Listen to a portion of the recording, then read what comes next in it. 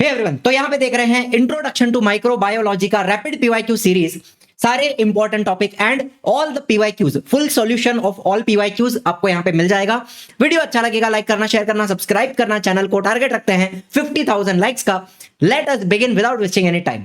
तो योगर्ट की बात करेंगे। योगर्ट बनता है तुम्हारा दूध से। योगर्ट इज सिमिलर टू दही, जो हम घर पे बनाते हैं, दही बनाते हैं, उससे ही सिमिलर होता है। स्लाइट डिफरेंस है, लेकिन 10th लेवल के लिए योगर्ट और दही सेम मान के चलो, कोई प्रॉब्लम नहीं है, ठीक है। इसमें दो बैक्टीरिया डाला जाएगा, एक हो गया स्ट्रेप्टोकोकस थर्मोफिलस, एक हो गया लैक्टोबैसिलस डेल्ब्रुकी। दोनों को इक्वल अमाउंट में डाला जाएगा, मतलब उनका रेशियो 1:1 रेशियो रहेगा, प्रोपोर्शन रहेगा, सेम अमाउंट में। दोनों को 1 ग्राम ये डाला तो 1 ग्राम इसको भी डालोगे, सेम अमाउंट में ऐड किया जाएगा योगर्ट बनाने के लिए, ठीक है। अब आपको पता है दूध के अंदर एक शुगर होता है लैक्टोज। लैक्टोज का फर्मेंटेशन होगा, मतलब उसका ब्रेकडाउन होगा and it will convert into lactic acid. And इस एसिड के वजह से मुझे बताओ पीएच 7 से कम हो जाएगा। एक पीएच स्केल होती है ना, 0 से लेके 14, बीच में 7 होता है। मुझे बताओ 7 न्यूट्रल होता है, न्यूट्रल, और 7 के नीचे एसिडिक और 7 के ऊपर बेसिक, बराबर है। लैक्टिक एसिड बनने से पीएच 7 के नीचे चला जाएगा। ऐसे टाइम पे इस दूध के अंदर कुछ प्रोटीन्स होते हैं, वो प्रोटीन्स आपस में चिपकने लगते हैं। इसके अंदर ना प्रोटीन्स होते हैं, वो प्रोटीन्स क्या करते हैं, आपस में चिपकने लगते हैं। इसको कहते हैं कोएगुलेशन ऑफ प्रोटीन्स। प्रोटीन्स क्या करेंगे, कोएगुलेट, एंड उसके वजह से ये दूध धीरे धीरे गाढ़ा बन जाएगा। देखो, lactic acid formed due to streptococcus. Streptococcus lactic acid बनाता है। It will make the proteins to coagulate, आपस में चिपकने लगेंगे, and it will give a dense consistency to the yogurt. गाढ़ा हो जाएगा इस तरीके से, ठीक है। आपको मालूम है लैक्टोबैसिलस भी लैक्टिक एसिड बनाता है, लेकिन शुरुआत कौन करता है लैक्टिक एसिड बनाने की, स्ट्रेप्टोकोकस करता है, ठीक है। अच्छा, दूसरी बात, acetaldehyde like compound they are form due to lactobacilli.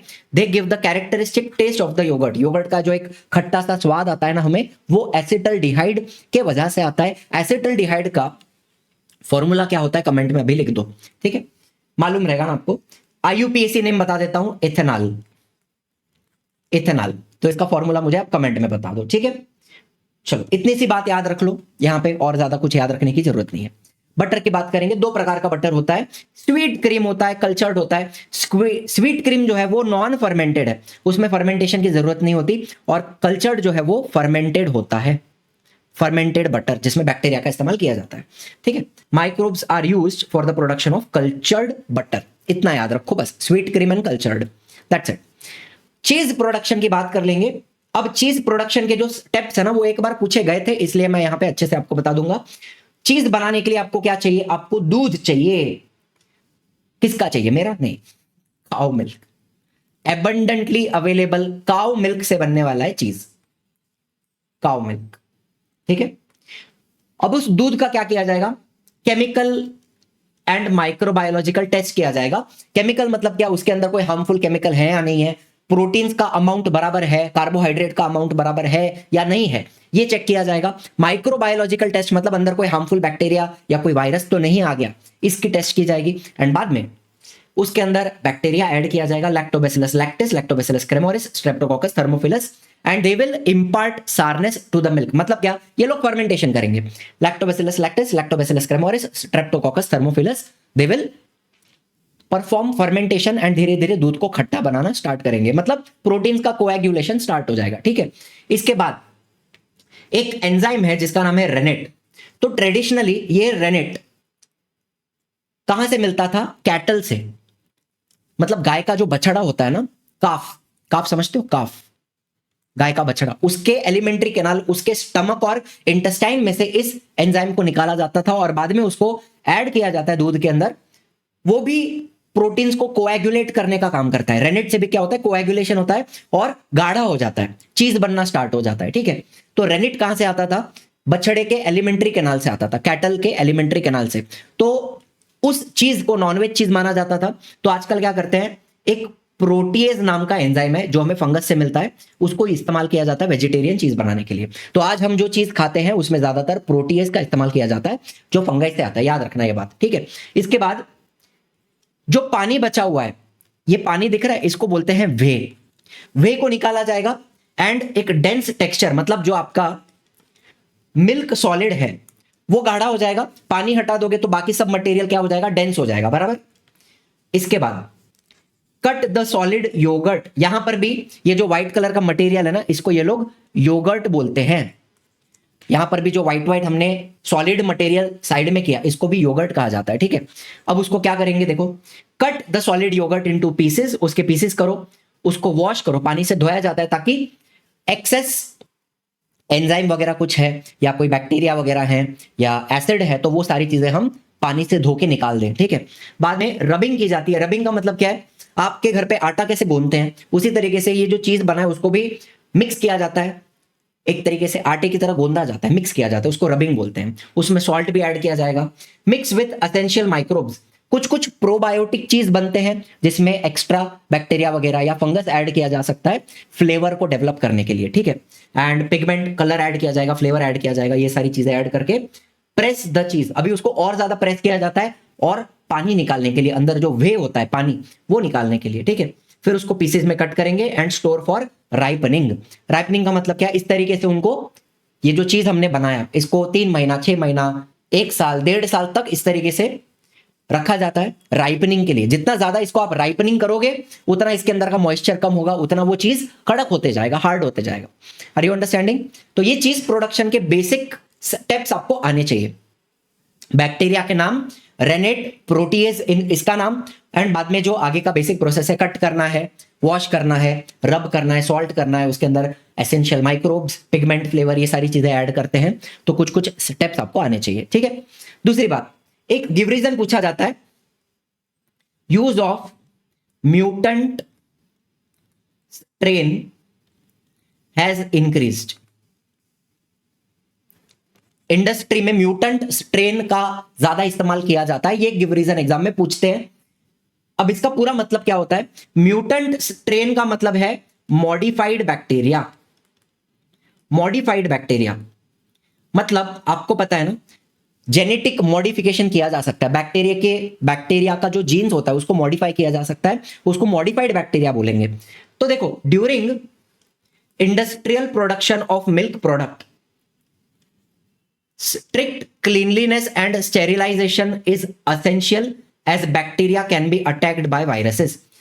तो कुछ भी आप बनाते हो ना, मिल्क प्रोडक्ट बनाते हो, जैसे योगर्ट बना रहे हो, बटर बना रहे हो, चीज बना रहे हो, तो सफाई रखने की बहुत जरूरत है। क्लीनलीनेस एंड स्टेरिलाइजेशन, स्टेरिलाइजेशन मतलब सफाई, कोई भी हार्मफुल बैक्टीरिया, वायरस वहां पे आना नहीं चाहिए। अगर आपने सफाई नहीं रखी तो आपका जो बैक्टीरिया है वो वायरस से अटैक हो सकता है, वायरस का अटैक हो सकता है उसके ऊपर, एंड आपका पूरा जो प्रोडक्शन है वो खराब हो जाएगा। Hence virus resistant varieties of bacteria are developed. तो क्या किया है, जेनेटिक मॉडिफिकेशन करके, बायोटेक्नोलॉजी का इस्तेमाल करके बैक्टीरिया को मॉडिफाई किया ताकि वो कैसा हो गया, वायरस रेजिस्टेंट। तो अब क्या होगा, अपने बैक्टीरिया के ऊपर कोई वायरस अटैक नहीं कर पाएगा, बैक्टीरिया सरवाइव कर लेगा। तो मुझे एक बात बताओ, उतना ज्यादा सफाई और क्लीनलीनेस, स्टेरिलाइजेशन रखने की जरूरत है क्या? नहीं है, बिकॉज आपका बैक्टीरिया कैसा है, वायरस रेजिस्टेंट है, वायरस अगर आता भी है तो इसको अफेक्ट नहीं होगा, ठीक है। So recently use of mutant variety of bacteria has increased artificially some strains. Strain मतलब क्या, वेराइटी। स्ट्रेन का मतलब होता है अलग अलग वेराइटीज आपने डेवलप करी है, that will help to avoid unnecessary step और मटेरियल। तो ज्यादा साफ सफाई का स्टेप्स अवॉइड किया जा सकता है। ये गिव रीजन बहुत ही ज्यादा इंपॉर्टेंट है, याद कर लेना इसको, ठीक है। अच्छा, एक और छोटी सी बात यहां पे बताई है जो ऑब्जेक्टिव में पूछ सकते हैं। एकदम जो फ्रेश चीज होता है वो हमेशा सॉफ्ट रहेगा, बिकॉज उसके अंदर मॉइस्चर ज्यादा रहेगा। जैसे कि कॉटेज चीज है, कॉटेज चीज मतलब बेसिकली आपका जो पनीर है उसको कॉटेज चीज बोलते हैं। क्रीम चीज, मोज़रेला, ये सारे फ्रेश चीजें, पानी का कंटेंट, मॉइस्चर कंटेंट ज्यादा रहेगा तो वो नरम रहेंगे। ऑन स्टोरिंग फॉर 3 से 12 महीना, 3 से लेके 12 महीने तक अगर राइपनिंग की जाए तो सेमी हार्ड चेडर चीज फॉर्म हो जाएगा। Whereas आफ्टर राइपनिंग फॉर 1 साल से लेके 1.5 साल तक अगर राइपनिंग की जाए तो बहुत ही कड़क चीज, पार्मेजान चीज बन जाएगा। चेडार, पार्मेजान, ये थोड़े 2 नाम याद रख लेना यहां पे, सेमी हार्ड चेडार है and very hard parmesan. Okay, तो ये बेसिकली चीज का कहानी इधर हो गया। ब्रेड का बताऊंगा आपको। वैसे प्रोबायोटिक्स के ऊपर कभी कोई क्वेश्चन आया नहीं है, इसलिए यहां पे नहीं ले रहा हूं। देखना है तो वन शॉट में तो देख ही सकते हो। ब्रेड की कहानी बहुत ही सिंपल है। ब्रेड सीरियल के फ्लावर से, सीरियल तो समझते हो ना, अलग अलग ग्रेन्स होते हैं, उसका जो आटा होता है, सीरियल का फ्लावर, उसका इस्तेमाल किया जाएगा। ईस्ट का इस्तेमाल किया जाएगा, सैक्रोमाइसिस सेरेविसिए। ईस्ट क्या होता है? यूनिसेल्युलर फंगस होता है, आप जानते हो already. Water, salt and other ingredients, flavour वगैरह, कलर, ये सारी चीजें ऐड की जाएंगी। तो आटा हो गया, आटे के अंदर ईस्ट, पानी, सॉल्ट एंड अदर इंग्रेडिएंट। इसके बाद ईस्ट क्या करेगा? आपके आटे के अंदर जो कार्बोहाइड्रेट है, ध्यान से सुनना, आटे के अंदर जो भी कार्बोहाइड्रेट है,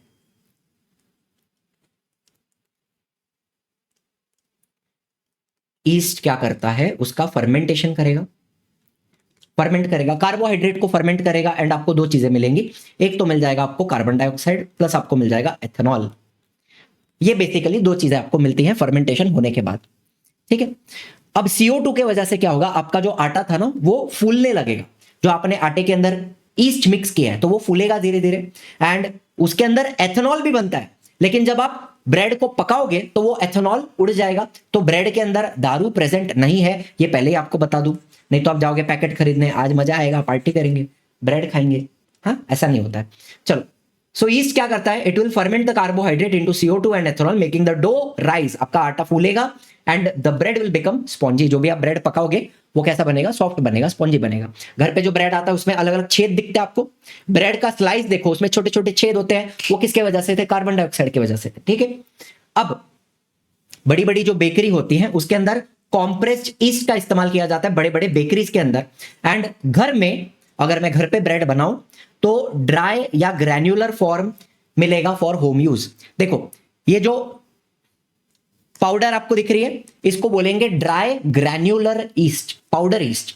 तो घर में अगर ब्रेड बनाना है तो पाउडर ईस्ट, ग्रैन्युलर ईस्ट का इस्तेमाल किया जाएगा। और बेकरी में कॉम्प्रेस्ड ईस्ट, ये जो ब्लॉक आपको दिख रहा है इसको कहते हैं कॉम्प्रेस्ड ईस्ट। तो बड़ी बड़ी बेकरी में इसका इस्तेमाल किया जाता है। और ये जो ब्लॉक होता है ना, इसके अंदर एक्स्ट्रा न्यूट्रिएंट्स भी ऐड किए जाते हैं, कुछ extra carbohydrate, protein, vitamins, minerals, fats, ये सारी चीजें भी इस ब्लॉक के अंदर, कॉम्प्रेस्ड ईस्ट के अंदर ऐड की जाती है। तो आपका जो ब्रेड बनेगा वो कैसा बनेगा? न्यूट्रिटिव बनेगा, ठीक है। Compressed east contains nutrients like carbs, fats, proteins, vitamins, minerals, making the bread nutritious, ऐसा ये लोगों ने बोला है, ठीक है। तो ये थोड़ी सी कहानी आपको ब्रेड की याद रखनी पड़ेगी, एग्जाम में पूछते हैं, यहां से पूछते हैं ब्रेड न्यूट्रिशियस क्यों है, या फिर कॉम्प्रेस्ड ईस्ट के वजह से ब्रेड न्यूट्रिशियस कैसे बना, ऐसा सवाल एग्जाम में पूछ सकते हैं, ठीक है। अब ये प्रोडक्शन ऑफ बेवरेजेस की बात करूं तो ये टेबल आपको करना पड़ेगा, एग्जाम में आता है। एक्टिविटी टाइप का क्वेश्चन रहेगा, टेबल को फिल करना होगा, वैसा क्वेश्चन इसके ऊपर आता है। इनफैक्ट जितने भी टेबल्स हैं, जितने भी चार्ट्स हैं, वो आपको करके जाने पड़ेंगे इस चैप्टर से, वो सारे आपको मैं बता दूंगा। चलो, सबसे पहला बेवरेज मतलब क्या? इधर देखो, बेवरेज लिखा है ना। बेवरेज का मतलब क्या? ड्रिंक। बेवरेज मतलब कोई भी प्रकार की जो ड्रिंक होती है उसको बेवरेज बोलते हैं। चलो, कॉफी की बात करूं तो कॉफी बनाने के लिए फ्रूट कौन सा इस्तेमाल करेंगे? कैफिया अरेबिका, फ्रूट का नाम है। अच्छा, फ्रूट के अंदर आपको दिख रहा है सीड निकलेगा, कॉफी बीन, उसको रोस्ट किया जाता है, बाद में उसको ग्राइंड किया जाता है, उसकी पाउडर बनाते हैं, फिर उसमें से कॉफी बनती है, बराबर है। लेकिन इस सीड के ऊपर फ्रूट की कवरिंग है ना, तो वो कवरिंग हटाने के लिए बैक्टीरिया का, या हाँ, यहां पे तो बैक्टीरिया है ना, लैक्टोबैसिलस ब्रेविस, तो यहां पे बैक्टीरिया का इस्तेमाल किया जाएगा। सीड के ऊपर जो कवरिंग है ना फ्रूट की, उस कवरिंग को हटाने के लिए बैक्टीरिया का इस्तेमाल किया जाएगा, ठीक है। तो यहां पर फर्मेंटेशन से वो फ्रूट का कवरिंग निकल जाएगा एंड फ्लेवर भी डेवलप होगा। आपका जो कॉफी है ना, उसका फ्लेवर डेवलप होता है फर्मेंटेशन करने से। चलो, तो बैक्टीरिया कौन सा है? Lactobacillus brevis. इसका इस्तेमाल किया जाएगा to separate the seed from the fruit, ठीक है। सीड को फ्रूट से सेपरेट करने का काम करेगा एंड फ्लेवर डेवलप करने का भी काम करेगा। तो ये 3 पॉइंट आपको आने चाहिए अबाउट कॉफी। कोको, कोको मतलब बेसिकली चॉकलेट, हॉट चॉकलेट बोलो या जो भी चॉकलेट हम खाते हैं, वो हमें कहां से मिलता है? कोको का फ्रूट होता है, जिसको बोलते हैं थियोब्रोमा कैकाओ। ये जो फ्रूट आपको दिख रहा है इसका नाम क्या है? थियोब्रोमा कैकाओ। इसके अंदर भी सीड होते हैं, कोको के बीन्स होते हैं, उसके ऊपर भी कवरिंग होती है। तो कवरिंग हटाने के लिए यहां पे मुझे फंगस का इस्तेमाल करना पड़ेगा, कैंडिडा। ये सारी फंगस हैं अलग अलग प्रकार की, कैंडिडा, हैंसेन्यूला, पिशिया, सैक्रोमाइसिस। ये लोग क्या करते हैं? सीड के ऊपर की कवरिंग को हटाते हैं और फ्लेवर भी डेवलप करेंगे, फ्लेवर भी डेवलप होगा, separating the seed from the fruit. ये इनका रोल रहेगा, ठीक है। 2 बातें समझ में आई, कोको समझ में आ गया। वाइन की बात करेंगे, बहुत ही सिंपल है। यहां पे फ्रूट रहेगा ग्रेप्स एंड फर्मेंटेशन, यहां पर एथेनॉल बनाना है। वाइन में क्या होता है, एथेनॉल होता है, दारू होता है। तो यहां पर सैक्रोमाइसिस सेरेविसिए मतलब आपका ईस्ट का इस्तेमाल किया जाएगा, सैक्रोमाइसिस सेरेविसिए। एंड इसका काम क्या है, फर्मेंटेशन, जूस का फर्मेंटेशन होगा। फर्मेंटेशन से क्या बनता है, CO2 बनता है एंड एथेनॉल बनता है। तो CO2 तो उड़ जाएगा, लेकिन जो वाइन बनेगी उसके अंदर आपको एथेनॉल मिलेगा, ठीक है। एंड एक लास्ट है सीडर। सीडर बनाने के लिए एप्पल्स का इस्तेमाल किया जाता है। एप्पल का जूस निकाला जाएगा, उसके अंदर भी सैक्रोमाइसिस डालते हैं, सैक्रोमाइसिस सेरेविसिए मतलब कौन, आपका ईस्ट। फर्मेंटेशन होगा, फर्मेंटेशन से सीडर क्या है, एल्कोहलिक होता है इसके अंदर। मतलब बेसिकली फर्क क्या है, आपकी जो वाइन है, फर्क इतना ही है कि वाइन ग्रेप से बनती है और जो सीडर है, साइडर बोलो सीडर बोलो, ये एप्पल से बनता है। इतना ही फर्क है, बाकी दोनों के अंदर अल्कोहल प्रेजेंट होता है। अच्छा, काफी बार ऐसा भी होता है कि जो सीडर बनाया है, सीडर के अंदर जो एथेनॉल है उसको कन्वर्ट करके एथेनॉइक, जाने दो, एसिटिक एसिड बोलूं चलेगा, एसिटिक एसिड में कन्वर्ट किया जाता है। सीडर के अंदर जो एथेनॉल है उसको एसिटिक एसिड में कन्वर्ट किया जाता है। तो इसके बाद क्या बन जाता है, एप्पल साइडर विनेगर, जिसको ACV भी बोलते हैं, apple cider vinegar. Ashish Chanchlani vines, apple cider vinegar, ठीक है। थोड़ी एक्स्ट्रा इंफॉर्मेशन आपको यहां पे दे दी मैंने। चलो अब बात करेंगे माइक्रोबियल एंजाइम्स की। केमिकल कैटलिस्ट तो मालूम है ना, कैटलिस्ट क्या करता है, रिएक्शन की स्पीड को बढ़ाता है। तो इनको इंडस्ट्री में यूज करते हैं स्पीड ऑफ रिएक्शन बढ़ाने के लिए, लेकिन कैटलिस्ट के बहुत सारे प्रॉब्लम्स होते हैं। तो आजकल है ना, कैटलिस्ट के बहुत सारे डिसएडवांटेजेस होते हैं केमिकल कैटलिस्ट के। तो आजकल एंजाइम्स का इस्तेमाल किया जाता है, ठीक है। एंजाइम क्या होते हैं, दे आर बायो कैटलिस्ट। मुझे बताओ, एक बैक्टीरिया का सेल बनाओ, समझो ये एक बैक्टीरिया है। बहुत लोगों को एंजाइम का मतलब पता नहीं है, तो मैं बता देता हूं एंजाइम मतलब क्या। बैक्टीरिया के, बैक्टीरिया सेल, ठीक है, बैक्टीरियल सेल, सेल के अंदर बहुत सारे रिएक्शंस होंगे। मुझे बताओ, आपके भी बॉडी के अंदर जो सेल है, सेल के अंदर रिएक्शंस होते हैं, वैसे ही एक बैक्टीरिया के अंदर भी रिएक्शंस होंगे। तो रिएक्शंस की स्पीड बढ़ाने के लिए सेल के अंदर भी कुछ एंजाइम्स होते हैं, कैटलिस्ट होते हैं, जिनको हम एंजाइम्स बोलते हैं, ठीक है। सिंपल भाषा में एंजाइम्स क्या है, एक प्रकार का कैटलिस्ट है जो रिएक्शन की स्पीड बढ़ाता है, और वो आपके सेल के अंदर प्रेजेंट होता है। अपने भी सेल के अंदर होते हैं एंजाइम्स, अलग अलग रिएक्शंस की स्पीड बढ़ाते हैं। तो इनको हम क्या बोलते हैं, बायो कैटलिस्ट। बायो मतलब क्या, लिविंग ऑर्गेनिज्म, लिविंग ऑर्गेनिज्म के अंदर का कैटलिस्ट, बायो कैटलिस्ट, ठीक है। इतना याद रखना है, एक प्रकार का कैटलिस्ट है जो आपके सेल के अंदर प्रेजेंट होता है। तो इनका इस्तेमाल किया जाएगा इंडस्ट्री में अलग अलग रिएक्शंस करने के लिए, ठीक है। माइक्रोब्स में से मिलेंगे हमें माइक्रोबियल एंजाइम्स। सिंपल बात समझ में आ गई। Enzyme is the bio catalyst, increases speed of reactions, ठीक है। चलो, तो इनके फायदे क्या है, एग्जाम में पूछा जाता है माइक्रोबियल एंजाइम्स के एडवांटेजेस क्या है, ये एग्जाम में काफी बार पूछते हैं, तो फटाफट मेरे साथ समझ लो। पहली बात, they are active at low temperature. तो एंजाइम्स को यूज करने के लिए बहुत ज्यादा हाई टेम्परेचर की जरूरत नहीं है, लो टेम्परेचर पे काम हो जाएगा। न्यूट्रल पीएच मतलब पीएच आपका करीब करीब 7 रहेगा, वहां पर ये काम करेंगे। एंड लो प्रेशर पे काम करेंगे। तो आपको पहली बात, बहुत ज्यादा एनर्जी लगाने की जरूरत है क्या, नहीं। तो क्या होगा, lot of energy is not required, तो आपका थोड़ा खर्चा कम हो जाएगा ना। नो इरोजन, एंजाइम्स के वजह से आपके जो बड़े बड़े इंस्ट्रूमेंट होते हैं, मशीन्स होती हैं, वो खराब नहीं होती, ठीक है। केमिकल कैटलिस्ट के वजह से मशीन्स खराब होती हैं, मशीन्स के अंदर का जो मेटल वगैरह है वो खराब होता है, इरोजन होता है उसका। लेकिन इनके वजह से, एंजाइम की वजह से इरोजन नहीं होगा, तो आपको महंगे मशीन्स की जरूरत नहीं पड़ेगी। Erosion proof instrument not required, are you understanding. Enzymes के वजह से इरोजन नहीं होता है, खराब आपका मशीन, आपका जो मशीन का पार्ट है वो खराब नहीं होता, तो इरोजन प्रूफ इंस्ट्रूमेंट की जरूरत नहीं है। तो फिर से यहां पे आपका खर्चा कम हो जाएगा। दूसरी बात, they carry out specific processes. Enzyme आपको जो चीज बनानी है वही स्पेसिफिक चीज बना के देंगे, एक्स्ट्रा अननेसेसरी प्रोडक्ट्स नहीं बनेंगे, तो आपका प्यूरिफिकेशन का भी खर्चा कम हो जाएगा एक तरीके से, ठीक है। Unnecessary by products are not formed, and इसके वजह से expenses on purification will be minimised. आपको जो चीज बनानी थी वही बन रही है, अननेसेसरी चीजें नहीं बनती, तो प्यूरिफिकेशन करना, एक्सट्रैक्शन करना, इन चीजों का खर्चा कम हो जाएगा। Get the point. And lastly, enzymes can be reused, खराब नहीं होते, खत्म नहीं होते, इनको बार बार इस्तेमाल किया जा सकता है। So they are eco friendly, eco friendly, फेंकने की जरूरत नहीं है, रीयूज किया जा सकता है इजीली, ठीक है। और थोड़ा सा ही एंजाइम जरूरी होता है, बहुत कम क्वांटिटी लगती है एंजाइम की रिएक्शन करने के लिए, ठीक है। तो यहाँ पे 6 अलग अलग टाइप्स हैं एंजाइम्स की। ऑक्सीडो रिडक्टेजेस, नाम याद कर लेना। दूसरा ट्रांसफरेजेस, हाइड्रोलेजेस, लाइएजेस, लाइगेजेस, आइसोमरेजेस। तो ये बेसिकली 1 2 3 4 5 6 टाइप्स हैं एंजाइम्स की, ठीक है। चलो, पॉइंट एक याद अगर करना है तो फटाफट यहां पे लिख दूंगा। पॉइंट नंबर 1 क्या था? Low temperature, pH and low pressure पे ये लोग एक्टिव होते हैं। Lot of energy not required, lot of energy not required, no erosion. तो इरोजन साथ में लिखोगे ना तो लर्न हो जाएगा। Erosion proof instrument not needed, ठीक है।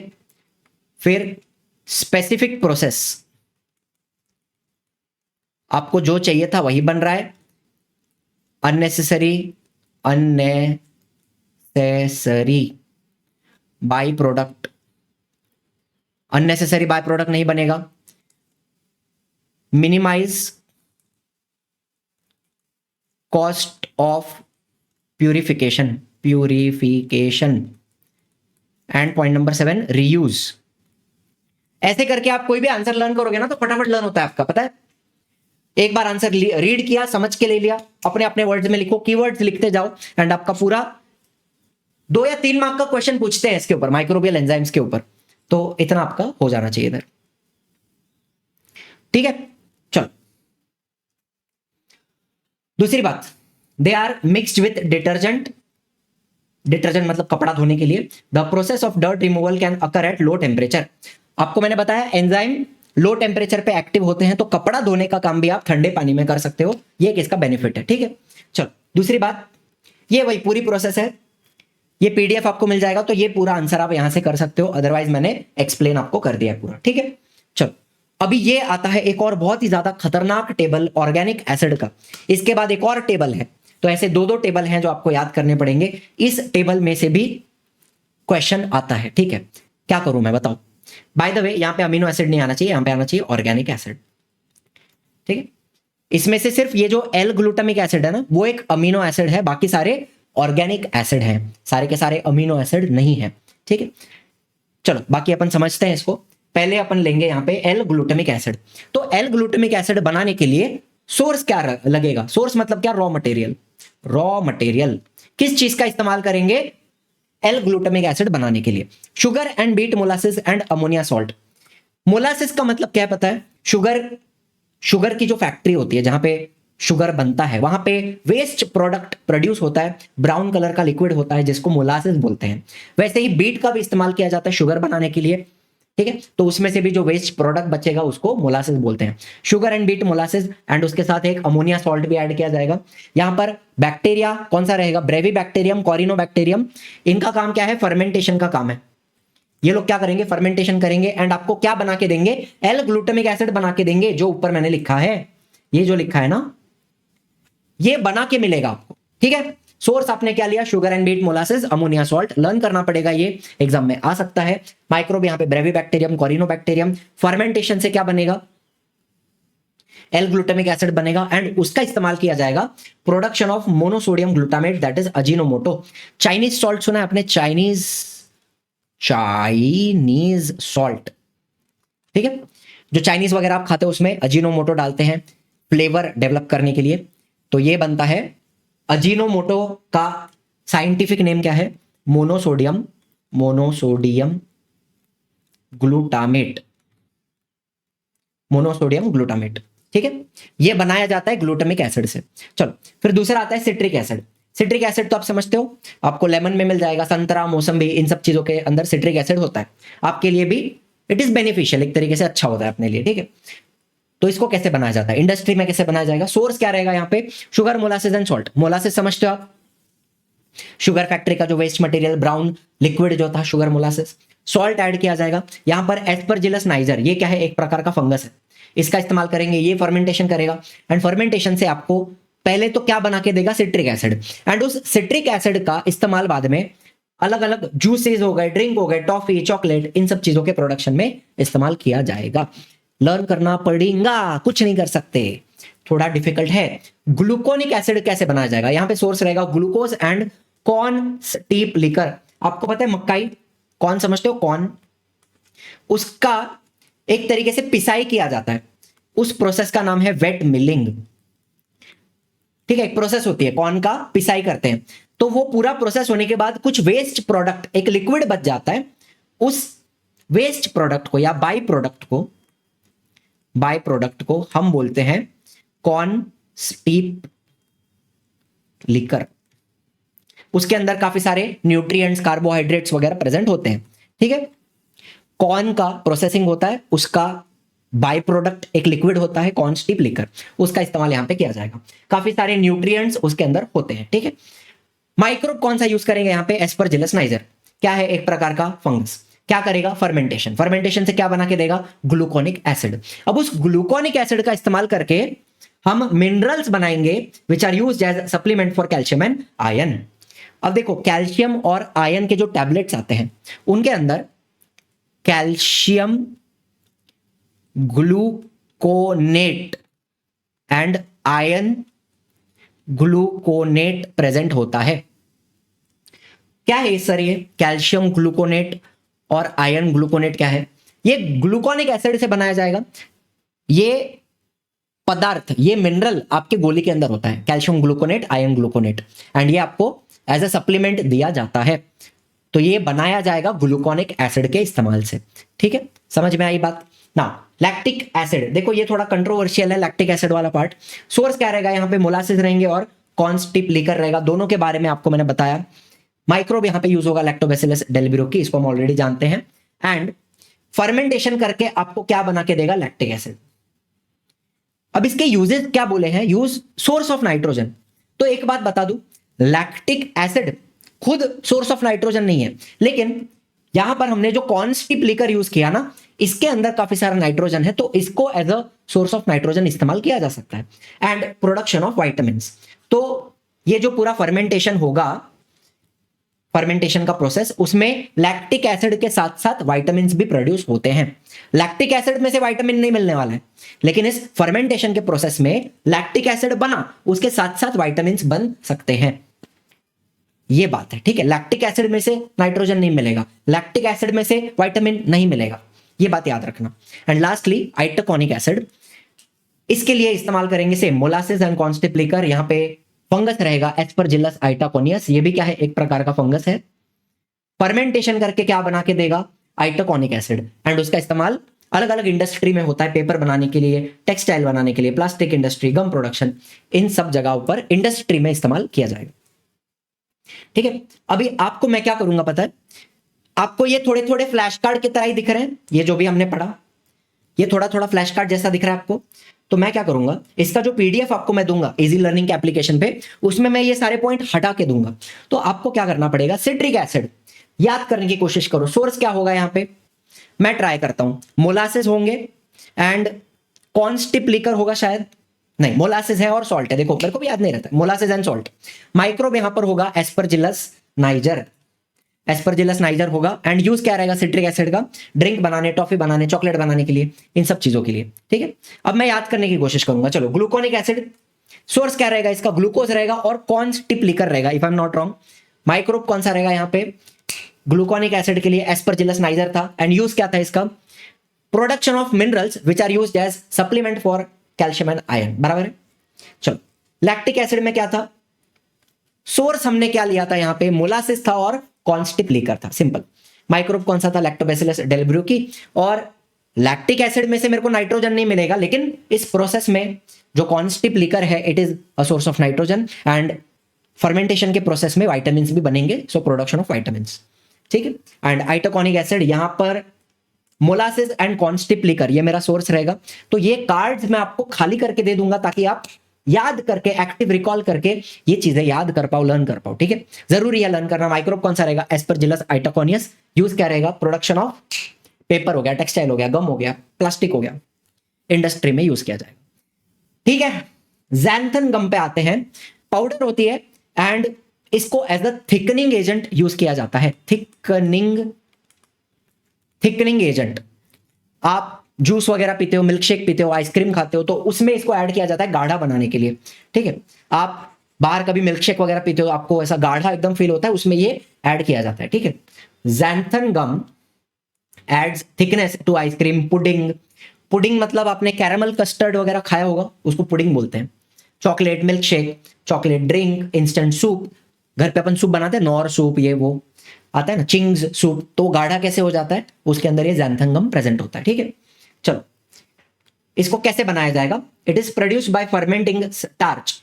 स्टार्च का फर्मेंटेशन होगा, स्टार्च एंड मोलासिस, इनका फर्मेंटेशन किया जाएगा ज़ैंथोमोनास स्पीशीज का इस्तेमाल करके। ये बैक्टीरिया है, ज़ैंथोमोनास स्पीशीज क्या है? बैक्टीरिया है। इसका इस्तेमाल करके स्टार्च और मोलासिस का फर्मेंटेशन करेंगे एंड आपको क्या मिलेगा? Xanthan gum. Useful due to properties like solubility in hot and cold water and high density। इसको आप गर्म पानी में भी डिसॉल्व करो, ठंडे पानी में भी डिसॉल्व कर सकते हो एंड तुरंत आपको गाढ़ा, हाई डेंसिटी बना के देगा, गाढ़ा बना के देगा, ठीक है। डेंस बना देगा किसी भी चीज को, भले उसको आप मिल्क शेक में डालो, आइसक्रीम में डालो, चॉकलेट में डालो, कहीं पे भी डालो, ठीक है। एप्लीकेशन अलग अलग है। फूड इंडस्ट्री में थिकनिंग एंड स्टेबलाइजिंग के लिए इस्तेमाल किया जाएगा and production of colours, pigments, fertiliser, weedicide, textile pigment, toothpaste, high quality paper, इन जगहों पे इसका इस्तेमाल। ये यूजेज याद कर लेना, इंपॉर्टेंट क्या है इसमें से वो आपको बता देता हूं। ये जो पार्ट है ये याद कर लेना कि कहां कहां ज़ैंथन गम का इस्तेमाल किया जाता है एंड दूसरी बात, ज़ैंथन गम बनता कैसे है। तो बाकी सब अगर आप छोड़ दो, बाकी सब भूल जाओ, सिर्फ ये दो चीजें याद कर लेंगे। बनती कैसे है? ज़ैंथोमोनास स्पीशीज से एंड कहां इस्तेमाल करते हैं? Pigment, fertiliser, weedicide, toothpaste, plastic नहीं है, पेपर है, textile pigment, high quality paper, तो इन जगहों पे इसका इस्तेमाल होगा, ये याद कर लेना। अब आता है तीसरा टेबल। ये टेबल में से भी एग्जाम में क्वेश्चन पूछते हैं, आता है। तो यहां पर अलग अलग सब्सटेंसेस हैं जो फर्मेंटेशन से बनाई जाती हैं एंड उनका यूज क्या है, ये अपने को याद करना है। चलो इसका भी मैंने कार्ड बना दिया है। Acid to impart acidity. Acidity का मतलब होता है सारनेस। तो देखो यहां पे citric acid, malic acid, lactic acid, ये कुछ एसिड हैं जिनको यूज किया जाता है खाने की कोई चीज हो उसको खट्टा बनाने के लिए, सारनेस देने के लिए, खट्टा बनाने के लिए। Citric acid, malic acid, lactic acid, और ये तीनों बनते कैसे हैं? फर्मेंटेशन से, माइक्रोबियल प्रोसेसिंग से बनते हैं, ठीक है। प्रोटीन बाइंडिंग सिंपल बताता हूं, ट्रिप्टोफैन, लाइसिन, ग्लूटामिक एसिड, ये तीनों कौन है? ये तीनों अमीनो एसिड हैं, अमीनो एसिड्स, और इनका इस्तेमाल प्रोटीन बनाने के लिए किया जाता है। Tryptophan, lysine and glutamic acid. Glutamic acid तो ऑलरेडी हमने पढ़ा था ना, अजीनोमोटो बनाने के लिए भी इस्तेमाल किया जाता है। फिर माइक्रोबियल रेस्ट्रिक्टर, इसका आंसर है नाइसिन एंड नेटामाइसिन। एक तरीके से प्रिजर्वेटिव का काम करेंगे। इनको अगर हम फूड के अंदर डालते हैं तो वो बैक्टीरिया को ग्रो करने नहीं देगा, माइक्रोब को रेस्ट्रिक्ट करेगा, बैक्टीरिया को ग्रो करने या फंगस को ग्रो करने नहीं देगा। तो they are like preservatives, nisin, natamycin, ठीक है। विटामिन एंड एंटीऑक्सीडेंट, देखो विटामिन सी क्या होता है? Ascorbic acid. Vitamin B12, B2, इनका इस्तेमाल अलग अलग फूड प्रोडक्ट्स में किया जाएगा। हम कभी कभी पढ़ते हैं ना विथ एडेड वाइटामिन्स, आपने कभी जूस वगैरह खरीदा होगा तो उस पे लिखते हैं ना with added vitamins, vitamins enriched, तो इन चीजों को ऐड किया जाता है उसमें, विटामिन ऐड करने के लिए, ठीक है। एंड इनको एज अ एंटीऑक्सीडेंट भी इस्तेमाल करते हैं। हमने रैंसिडिटी पढ़ी है, आपको पता है रैंसिडिटी में क्या होता है? ऑक्सीडेशन हो जाता है, फैट का ऑक्सीडेशन होता है, फिर उसका टेस्ट चेंज हो जाता है, उसका ओडर चेंज हो जाता है, खराब हो जाता है। तो फूड प्रोडक्ट्स में एंटीऑक्सीडेंट डालते हैं टू प्रिवेंट ऑक्सीडेशन। तो ये जो विटामिन सी है, विटामिन B12, B2, ये ऑक्सीडेशन प्रिवेंट करते हैं, एंटीऑक्सीडेंट की तरह काम करते हैं, ठीक। एडिबल कलर मतलब क्या? खाने का फूड कलर। तो बीटा कैरोटीन, ज़ैंथीन, ल्यूटीन, लाइकोपीन्स, ये सारे फूड कलर्स हैं। अलग अलग कलर मिलते हैं ना, आप जो आइसक्रीम खाते हो, बाहर जाके जूस वगैरह पीते हो, रियल जूस लेते हो, तो उसमें काफी सारे कलर्स होते हैं, तो ये सारे कलर्स आपको पीछे लिखे हुए भी दिखेंगे, ठीक है। इमल्सिफायर मतलब क्या, जैसे आपको एक एग्जांपल दूं, आपने कभी मॉइस्चराइजर, हैंड क्रीम, लोशन वगैरह यूज किया है, तो इसके अंदर ऑयल होता है प्लस वाटर भी होता है। अब मुझे बताओ, ऑयल एंड वाटर मिक्स होते हैं क्या? नहीं होते ना। ऑयल ऊपर फ्लोट करता है, पानी नीचे होता है, लेकिन ये जो क्रीम्स वगैरह आती हैं, जो हम फेस क्रीम लगाते हैं, उनके अंदर ऑयल एंड वाटर पूरी तरीके से मिक्स हो जाता है। तो वो जो मिक्सचर होता है ना, ध्यान से सुनना, ऑयल एंड वाटर का जो मिक्सचर होता है, बराबर से मिक्स हो जाना, उसको बोलते हैं emulsion. Emulsion, oil and water का मिक्सचर, होमोजेनस मिक्सचर, इमल्शन। तो इमल्शन बनाने के लिए हमें कुछ केमिकल्स लगेंगे, तो वो हो गए ग्लाइकोलिपिड्स एंड पॉलीसेकेराइड्स। इनका इस्तेमाल किया जाएगा इमल्शन बनाने के लिए, इनको इमल्सिफायर बोलते हैं, ठीक है। फिर एसेंस मतलब क्या? फ्लेवर्स। तो vanilla flavour, vanillin, vanilla flavour हो गया, ethyl butyrate, fruit flavour and peppermint flavour. तो ये फ्लेवर्स भी फर्मेंटेशन से, माइक्रोबियल प्रोसेसिंग से बनाए जा सकते हैं। एंड एक लास्ट पॉइंट है लो कैलोरी आर्टिफिशियल स्वीटनर। जैसे आपको ये इधर दिख रहा है शुगर फ्री, इसके अंदर क्या है मैं आपको बताऊं, इसके अंदर सुक्रालोज प्रेजेंट होता है, ठीक है। वो भी एक आर्टिफिशियल स्वीटनर है, लो कैलोरी स्वीटनर है, जीरो शुगर, जीरो क्या बोलते हैं, sugar free, zero calorie sugar. तो जाइलिटॉल एंड एस्पार्टेम, ये भी आपको मिलेगा as a low calorie artificial sweetener, ठीक है। तो यहां तक हमने सारे चार्ट्स देख लिए। ये चार्ट्स आपको लर्न करने पड़ेंगे। इनफैक्ट यहां पर भी मैं क्या करूंगा, यहां पर भी ये कार्ड है ना, मैं आपको खाली करके दे दूंगा, ताकि आपको वो आंसर याद करना पड़े। लो कैलोरी स्वीटनर बोला तो जाइलिटॉल, एस्पार्टेम, फिर यहाँ पे एसेंस में क्या क्या लिखोगे, vanilla, vanillin flavour, peppermint flavour हो गया, इथाइल ब्यूटरेट हो गया, फ्रूट फ्लेवर, है ना, ऐसे याद करना पड़ेगा आपको। इमल्सिफायर में क्या बोलोगे आप, ग्लाइकोलिपिड, पॉलीसैकेराइड। तो गायब करके दे दूंगा आपको, ताकि आप उसको याद कर पाओ। चलो, एंटीबायोटिक्स क्या होते हैं? बहुत सारी बीमारियां होती है, हमें भी होती है और दूसरे एनिमल्स को भी होती है। उन बीमारियों को ठीक किया जाता है एंटीबायोटिक का इस्तेमाल करके। एंटीबायोटिक किसको मारती हैं? बैक्टीरिया को मारती हैं। अगर आपको बैक्टीरियल इन्फेक्शन हुआ है तो उसके लिए एंटीबायोटिक्स का इस्तेमाल किया जाता है, ठीक है। एंड ये एंटीबायोटिक बनती कहां से है? They are obtained from different type of bacteria and fungi. Bacteria ही बैक्टीरिया को मारता है, पत्थर ही पत्थर को तोड़ता है, ईंट से ही ईंट को तोड़ा जाता है। उसी प्रकार से एंटीबायोटिक्स कौन बना के देता है? Bacteria and fungi. एंड इस एंटीबायोटिक को दूसरे बैक्टीरिया को मारने के लिए इस्तेमाल किया जाएगा। समझ रहे हो मेरी बात? चलो एग्जांपल याद कर लो सिर्फ, penicillin, cephalosporin, monobactam, bacitracin, erythromycin, gentamicin, neomycin, streptomycin. इसमें से 3 एग्जांपल याद कर लेना, कोई भी 3 4, ठीक है। Penicillin, cephalosporin, monobactam, bacitracin, erythromycin, streptomycin, 2-3 याद रख लिए, बस हो गया। एक ये वाला याद रख लेना, रिफामाइसिन। ऑब्जेक्टिव में पूछ सकते हैं, इफेक्टिव अगेंस्ट ट्यूबरक्यूलोसिस, 1 मार्क के लिए पूछ सकते हैं, रिफामाइसिन। ये बात याद रख लेना, ठीक है। चलो माइक्रोब एंड फ्यूल पे आएंगे। अभी भी काफी सारी चीजें हैं जो चैप्टर में आपको पढ़नी पड़ेंगी। तो देखो, मीथेन गैस जो है बायोगैस के अंदर प्रेजेंट होती है, तो वो बायोगैस कैसे बनाई जा सकती है?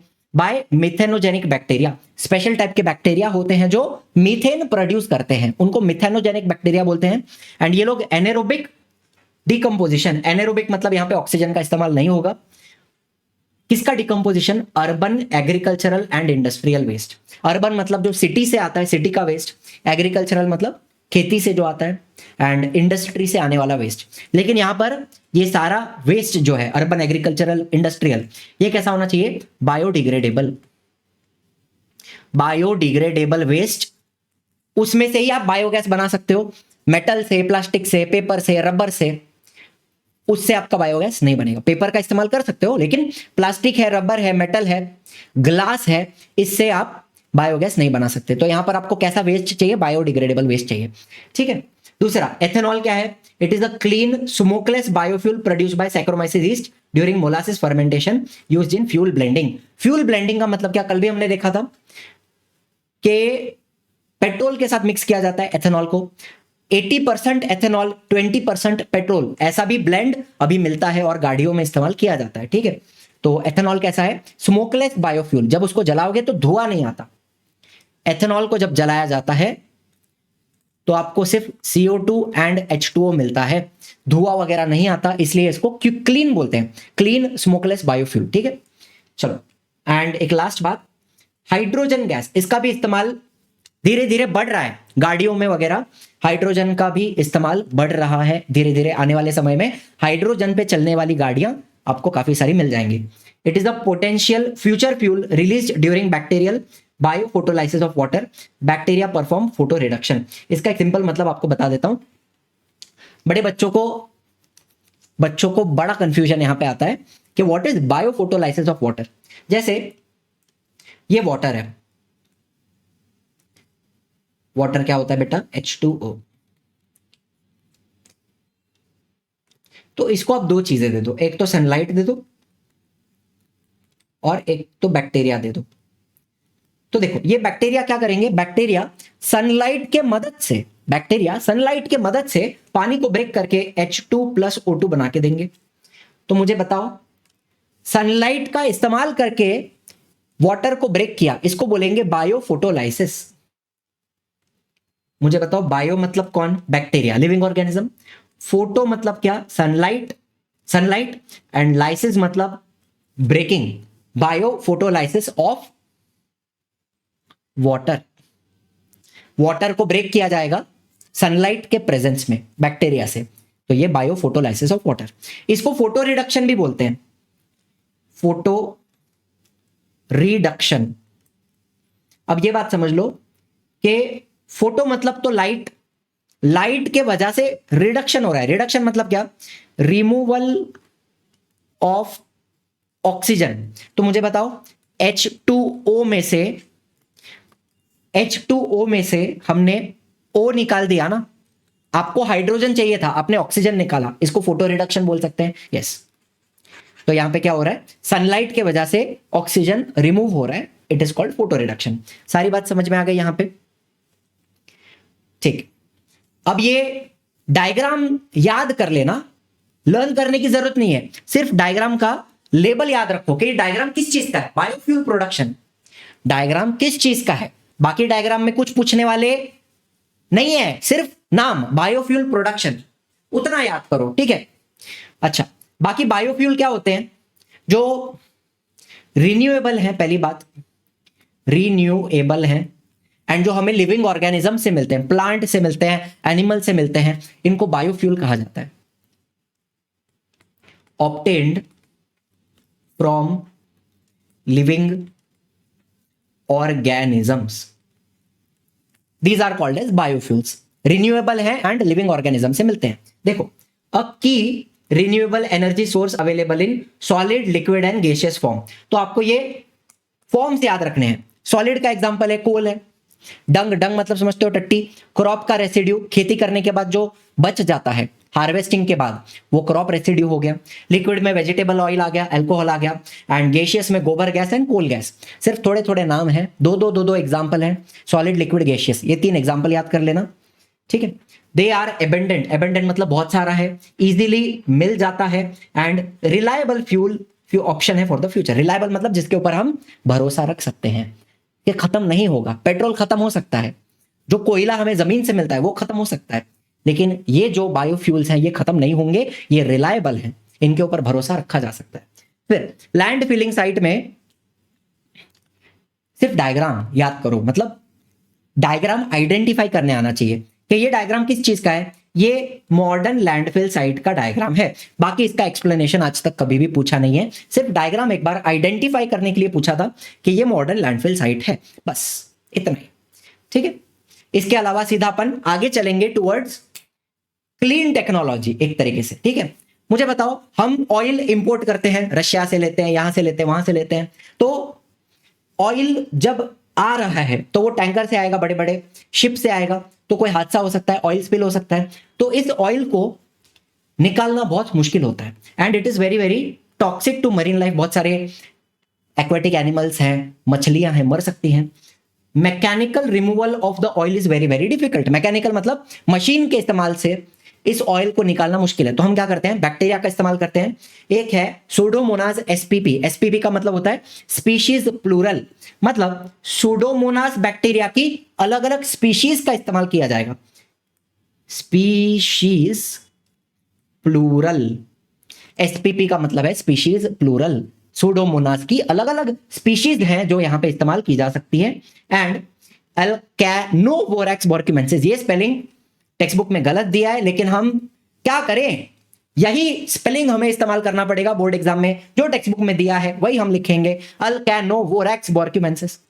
दे have the ability to destroy pyridine and other chemical. pyridines क्या है, ऑयल के अंदर के केमिकल्स हैं, टॉक्सिक केमिकल्स हैं, उनको ये लोग ब्रेक करते हैं, pyridine एंड अदर केमिकल्स। ठीक है, दूसरी बात, ये हाइड्रोकार्बन को ब्रेक करते हैं ऑक्सीजन के मदद से। ठीक है, हाइड्रोकार्बन में दो चीजें हैं, मैं आपको सिंपल बताता हूं, hydrogen and carbon, hydrogen and carbon, ये दो चीजें प्रेजेंट होती हैं हाइड्रोकार्बन के अंदर। तो ये बैक्टीरिया क्या करते हैं, ऑक्सीजन का इस्तेमाल करते हैं, ऑक्सीजन का। मुझे बताओ, ऑक्सीजन हाइड्रोजन के साथ कंबाइन करके H2O बना सकता है, एंड ऑक्सीजन कार्बन के साथ कंबाइन करके CO2 बना सकता है। तो क्या होगा, धीरे धीरे आपका ये पूरा हाइड्रोकार्बन ब्रेक हो जाएगा। हाइड्रोकार्बन ब्रेक होने के बाद आपको दो चीजें मिलेंगी, H2O एंड CO2। तो ये बैक्टीरिया क्या करते हैं, ऑक्सीजन का इस्तेमाल करके हाइड्रोकार्बन को ब्रेक करते हैं, H2O एंड CO2 बना के उड़ा देते हैं। बात समझ में आ रही है आपको मैं क्या कह रहा हूं? देखो क्या मिला, CO2 एंड H2O, ये दोनों चीजें आपको मिलती हैं हाइड्रोकार्बन का पूरा ब्रेकडाउन होने के बाद। ठीक है, तो ये जो बैक्टीरिया है इनको हाइड्रोकार्बोनोक्लास्टिक बैक्टीरिया बोलते हैं। अब बात समझ लो, हाइड्रोकार्बन तो आपको समझा, क्लास्ट मतलब क्या, ब्रेक। हाइड्रोकार्बन को ब्रेक करने वाला बैक्टीरिया हाइड्रोकार्बोनोक्लास्टिक बैक्टीरिया, हाइड्रोकार्बन को तोड़ने वाला बैक्टीरिया HCB, हाइड्रोकार्बोनोक्लास्टिक बैक्टीरिया। याद रखेंगे, सूडोमोनास एसपीपी एंड अल्कैनोवोरैक्स बॉर्क्यूमेंसिस। अब प्लास्टिक की बात करें, most of the urban garbage consist of plastic. Baba plastic से तो अभी बीच में मैं थोड़े टाइम पहले राजस्थान गया था, जैसलमेर नाम की एक जगह है, अब ये सब बोलना तो नहीं चाहिए, आई लव माई कंट्री, लेकिन इतना गंदा कर दिया है ना। वहां पे पीछे जो रेगिस्तान होता है ना, सम डेजर्ट बोलते हैं, वहां पे कैंपिंग होती है, टेंट्स वगैरह होती है, कैंप होता है वहां पे, लेकिन इतना टूरिस्ट प्लेस बना दिया है, इतना गंदा कर दिया है, मतलब लिटरली आप रास्ते से जा रहे हो, रास्ते के दोनों तरफ continuously plastic plastic plastic plastic, bottles bottles, पिशवी पिशवी। बड़ा दुख होता है ये सब देख के, बट कोई नहीं, क्या कर सकते हैं। सिविक सेंस जब तक हम सब देशवासी नहीं सीख पाते तब तक इस कचरे का हम कुछ नहीं कर पाएंगे। पर्सनल लेवल पे ही आप कुछ कर सकते हो, अपना कचरा अपने जेब में रखो, डस्टबिन मिलेगा वहां डालो, लेकिन some people, I am sure बहुत सारे बच्चे अभी जो देख रहे हैं उसमें भी ऐसे काफी सारे बच्चे शामिल होंगे जो रास्ते पे कचरा फेंकते हैं। अब आप फेंकते हो या नहीं फेंकते हो ये तो आपको ही पता है, ठीक है। तो जो बच्चा है वो अपने अपने ऊपर ध्यान दे, अपनी सिविक सेंस समझे, तो देश का भला होगा, ठीक है।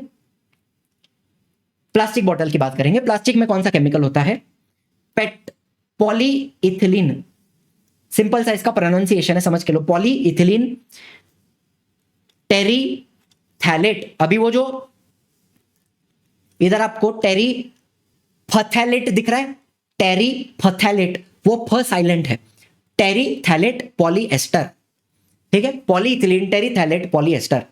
तो इसको पेट बॉटल्स भी बोलते हैं या फिर PETP ऐसा भी बोलते हैं, पॉलीइथिलीन टेरीथैलेट पॉलीएस्टर, ठीक है। ये प्लास्टिक होता है और इसको ब्रेक करने के लिए दो बैक्टीरिया हमने ढूंढ के निकाले हैं, विब्रियो एंड आइडियोनेला सकाइएंसिस।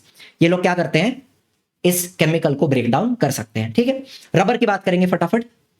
जो सबसे ज्यादा रबर का जो गार्बेज है वो टायर से आता है, मैक्सिमम जो कचरा रबर का आता है वो टायर से आता है। एंड इसको डिकम्पोज करने के लिए भी चार बैक्टीरिया हैं हमारे पास, एक्टिनोमाइसिटीज, स्ट्रेप्टोमाइसिस, नोकार्डिया एंड एक्टिनोप्लेन्स। ये थोड़े थोड़े नाम आपको करने पड़ेंगे, फ्लैश कार्ड का इस्तेमाल करोगे तो ये सारे नाम आपके लर्न हो जाएंगे, मेरी गारंटी आपसे, ठीक है। नाउ एसिड रेन की बात करेंगे। पहले तो एसिड रेन बनता कैसे, इधर आपको दिख रहा है, इंडस्ट्री में से nitrogen dioxide and sulphur dioxide निकल के ऊपर जाके बादल में पानी होता है ना, वाटर, तो वाटर वेपर के साथ कंबाइन करेगा, NO2 एंड SO2, एंड धीरे धीरे क्या बन जाएगा, H2SO4 एंड HNO3। पानी के साथ कंबाइन करेगा ना, मेरे को बताओ, NO2 H2O के साथ कंबाइन करके HNO3 बना सकता है, नाइट्रिक एसिड, एंड SO2 पानी के साथ कंबाइन करके H2SO4 सल्फ्यूरिक एसिड बनाएगा, एंड वो बाद में घन घन घन ऐसा बरसने वाला है। तो ये होती है एसिड रेन। तो एसिड रेन के अंदर दो चीजें हैं, याद रखना, HNO3 मिल जाएगा और H2SO4 मिल जाएगा। डाइल्यूट रहेगा, कॉन्सेंट्रेटेड नहीं रहेगा। आप बोलोगे मैं बारिश में गया पूरा जल गया, नहीं बेटा, डाइल्यूट एसिड रहेगा, कम रहेगा लेकिन प्रेजेंट रहता है, पानी के अंदर रहेगा, थोड़ा थोड़ा रहेगा डाइल्यूट एसिड, ठीक है। तो देखो सल्फ्यूरिक एसिड की वजह से क्या होता है, erosion of metals present in statue bridge building occur due to it. Erosion का मतलब क्या है मुझे बताओ। यहां पे आपको दिख रहा है जंग लग गया है, ये जो ब्रिज था उसका जो लोखंड है उसके ऊपर जंग लग गया है, लेकिन वो जंग जो है, रस्ट, वो धीरे धीरे गिरेगा ना, टूटेगा ना। आपका जो ब्रिज है वो धीरे धीरे टूटने वाला है, जो रस्ट होता है वो ब्रेक होता है, यस और नो। तो कहना ही से धीरे धीरे आपका ये पूरा ब्रिज गल जाएगा, इसको कहते हैं इरोजन। पहले जंग लगेगा, बाद में वो ब्रेक होगा, तो धीरे धीरे ब्रिज गल जाएगा। Erosion of metal present in statue bridge building occur due to sulphuric acid, बराबर है। इस तरीके से ताजमहल भी पीला पड़ गया था आगरा का, आप जानते हो। तो दो बैक्टीरिया है हमारे पास जो सल्फ्यूरिक एसिड को ब्रेक कर सकते हैं, एसिडोफिलियम एसपीपी एंड एसिडोबैसिलस फेरोक्सिडेंस। अब आपके टेक्स्ट बुक में क्या स्पेलिंग दिया है, यही स्पेलिंग दिया है कि अलग दिया है, मेरे को देखने दो, फटाफट देख के बताता हूं। मेरे हिसाब से तो यही है, शायद शायद शायद एसिडोफिलियम डबल एल है शायद, ऐसा मुझे लग रहा है, लेकिन मैं एक बार देख लेता हूं।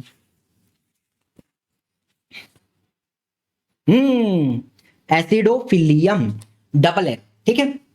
तो ये स्पेलिंग जैसा भी टेक्स्ट बुक में दिया है वैसा आपने लिखना है, एसिडोफिलियम एसपीपी एंड एसिडोबैसिलस फेरोक्सिडेंस, ठीक है। समझ गया ना आप, इधर लिख दू एसिडोफिलियम एसपीपी एंड एसिडोबैसिलस फेरोक्सिडेंस। ये दोनों क्या करते हैं, सल्फ्यूरिक एसिड को ब्रेक करते हैं and as a source of energy use करेंगे। जैसे आप ग्लूकोज खाते हो, ग्लूकोज को ब्रेक करोगे, ग्लूकोज में से एनर्जी मिलेगी, वैसे ही ये दोनों बैक्टीरिया सल्फ्यूरिक एसिड को ब्रेक करके उसमें से एनर्जी निकालते हैं, ठीक है।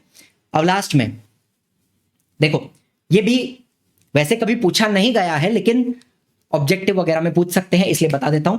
यूरेनियम का वाटर सॉल्युबल सॉल्ट प्रेजेंट है इन वेस्ट प्रोड्यूस्ड ड्यूरिंग इलेक्ट्रोप्लेटिंग। अपने मेटलर्जी चैप्टर में इलेक्ट्रोप्लेटिंग पढ़ा है ना, मोर रिएक्टिव मेटल के ऊपर लेस रिएक्टिव मेटल को चढ़ाया जाता है इलेक्ट्रोलिसिस का इस्तेमाल करके, इसको इलेक्ट्रोप्लेटिंग बोलते हैं। तो इसके दौरान काफी सारा वेस्ट प्रोड्यूस होगा, उस वेस्ट में water soluble salt of uranium present होता है। मतलब क्या, यूरेनियम तो रेडियो एक्टिव है, वाटर सॉल्युबल सॉल्ट मतलब जो पानी में डिसॉल्व हो गया, तो ये यूरेनियम का सॉल्ट धीरे धीरे ग्राउंड वाटर में जा सकता है, पोल्यूशन कर सकता है, एंड हमने अगर वो पिया तो रेडिएशन पॉइजनिंग हो जाएगी, यस और नो। दूसरी बात, जो एटॉमिक पावर प्लांट होते हैं वहां से भी जो वेस्ट आता है उसमें भी water soluble salts of uranium होता है। जो एफ्लुएंट मतलब क्या, लिक्विड वेस्ट जो रिलीज होता है in the environment from atomic power plant, उनके अंदर भी क्या रहेगा, water soluble salt of uranium. तो अपने को क्या करना है, इसको कन्वर्ट करना है। तो ये बैक्टीरिया है जियोबैक्टर, ये क्या करेगा, वाटर सॉल्युबल सॉल्ट को कन्वर्ट करके वाटर इन सॉल्युबल सॉल्ट बना देगा। अब इनसॉल्युबल है मतलब इसको हम फिल्टर कर सकते हैं, यस और नो। इनसॉल्युबल मतलब वो पानी में डिसॉल्व नहीं होता है, इसको आप क्या करो, फिल्टर करके निकाल दो, ताकि ये आगे जाके ग्राउंड वाटर के साथ मिक्स ना हो एंड हमें इसकी रेडिएशन पॉइजनिंग ना हो। Are you understanding? And lastly microbe and farming का छोटा सा टॉपिक है, ये हम कर लेंगे तो अपना ये चैप्टर ओवरऑल समाप्त हो जाता है विथ पीवाईक्यू पेंडिंग, पीवाईक्यू अपन कर लेंगे, ठीक है। चलो देखो, अब इनोक्यूलेंट का मतलब क्या होता है, सिंपल भाषा में आपको बता दूं। ये जो पाउडर आपको दिख रही है, ध्यान से सुनो, आपको ये पाउडर दिख रहा है, इस पाउडर के अंदर बैक्टीरिया प्रेजेंट है, जिंदा बैक्टीरिया। कैसा बैक्टीरिया, जिंदा बैक्टीरिया। इस पाउडर को मैं बोलूंगा इनोक्यूलेंट। क्या बोलूंगा, इनोक्यूलेंट। तो ये इनोक्यूलेंट हम फर्मेंटेशन करके प्रोड्यूस कर सकते हैं, ये पाउडर बना सकते हैं जिसके अंदर बैक्टीरिया प्रेजेंट है। अब मैं क्या करूंगा, इस पाउडर को मैं सीड के ऊपर लगा दूंगा। कैन आई से सीड के ऊपर पूरा बैक्टीरिया वगैरह मिक्स हो जाएगा, या फिर एक प्लांट लगा हुआ है उसके आसपास की जो सॉइल होती है वहां पर उस पाउडर को मैं रिलीज कर दूंगा। इससे क्या होगा, वो बैक्टीरिया हमारे प्लांट के आसपास रहेंगे एंड प्लांट को ग्रो करने में हेल्प करेंगे।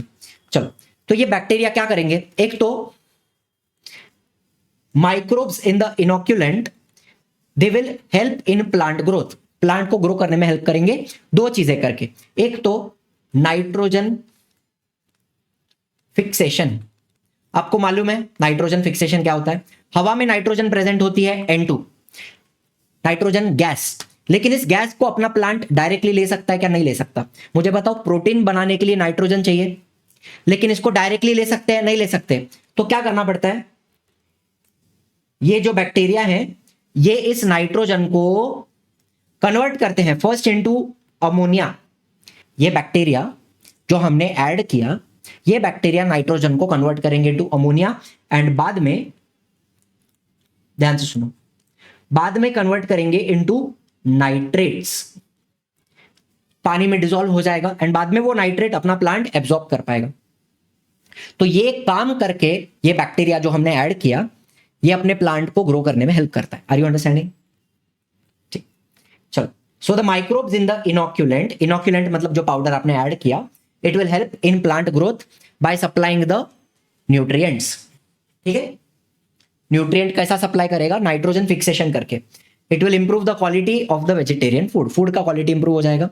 चलो, फिर अ सॉल्यूशन कंटेनिंग एजोटोबैक्टर, एक प्रकार का बैक्टीरिया है एजोटोबैक्टर, ये भी क्या करता है, नाइट्रोजन फिक्सेशन करता है, नाइट्रोजन फिक्सेशन करता है, प्लस एक एंजाइम आर्टिफिशियल नाइट्रोजनेज। एक बात बताओ, नाइट्रोजन फिक्सेशन करना ये भी एक प्रकार का रिएक्शन है, तो वो रिएक्शन करने के लिए मुझे एक एंजाइम की जरूरत होगी, तो ये वो एंजाइम है नाइट्रोजनेज। ये क्या करेगा, नाइट्रोजन को नाइट्रेट में या फिर अमोनिया में कन्वर्ट करने में हेल्प करेगा। तो एक सॉल्यूशन एजोटोबैक्टर और नाइट्रोजनेज का मिक्स करके एक सॉल्यूशन बनाऊंगा एंड उसका इस्तेमाल हम ऑर्गेनिक फार्मिंग में करते हैं। ऑर्गेनिक फार्मिंग में कोई भी केमिकल फर्टिलाइजर या फिर केमिकल पेस्टिसाइड का इस्तेमाल नहीं किया जाता। ठीक है, soil pollution occurring due to chemical fertiliser is prevented, कोई भी केमिकल फर्टिलाइजर यूज नहीं किया जाएगा। क्या यूज किया जाता है, bacteria Azotobacter plus enzyme nitrogenase, artificial nitrogenase. ठीक है, अब लास्टली, पेस्टिसाइड के छिड़कने के वजह से fluoroacetamide like chemicals are mixed with the soil. नाम याद रखना, ऑब्जेक्टिव में आ सकता है। फ्लोरोएसिटामाइड ये पेस्टिसाइड के अंदर प्रेजेंट होता है। ठीक है, due to the use of chemical pesticide in agriculture, ये सॉइल के साथ मिक्स हो सकता है, ये हमें भी बीमार कर सकता है, दूसरे एनिमल्स को भी बीमार कर सकता है, स्किन इंफेक्शन वगैरह कॉज कर सकता है, डैमेज कर सकता है। तो एक मिनट, यहां पे एक छोटा सा पॉइंट ऐड करूंगा, ये फ्लोरोएसिटामाइड को भी ब्रेक किया जा सकता है यूजिंग बैक्टीरिया। ठीक है, बैक्टीरिया का इस्तेमाल करके इस फ्लोरोएसिटामाइड को भी ब्रेक किया जा सकता है। ये छोटी पॉइंट ऐड कर दी मैंने। ठीक है, एंड लास्ट एक अपना टॉपिक है बायो इंसेक्टिसाइड। बायो मतलब क्या, लिविंग ऑर्गेनिज्म, एंड इंसेक्टिसाइड मतलब जो कीड़ा मारने का दवा रहता है, chemical that kill insect. Living organism से मिलने वाला इंसेक्टिसाइड इज बायो इंसेक्टिसाइड। चलो, कैसे बनेगा, एक बैक्टीरिया है फॉर एग्जांपल, देखो ये बैक्टीरिया एक टॉक्सिन प्रोड्यूस करता है। ये बायोटेक्नोलॉजी का कंसेप्ट है, आपको बता देता हूं। एक बैक्टीरिया है, इसका नाम भी बता देता हूं, मान लो इसका नाम है बैसिलस थुरिनजेंसिस।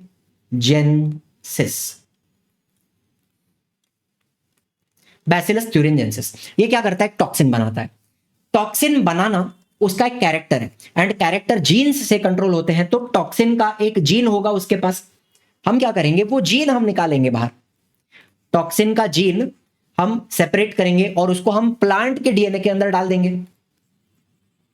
यस और नो? बाद में जब वो प्लांट ग्रो करेगा तो प्लांट के लीव्स के अंदर ये टॉक्सिन प्रेजेंट होगा, तो कोई भी कीड़ा अगर आके खाए तो कीड़ा मर जाएगा। ठीक है, the toxin gene is directly integrated into the plant.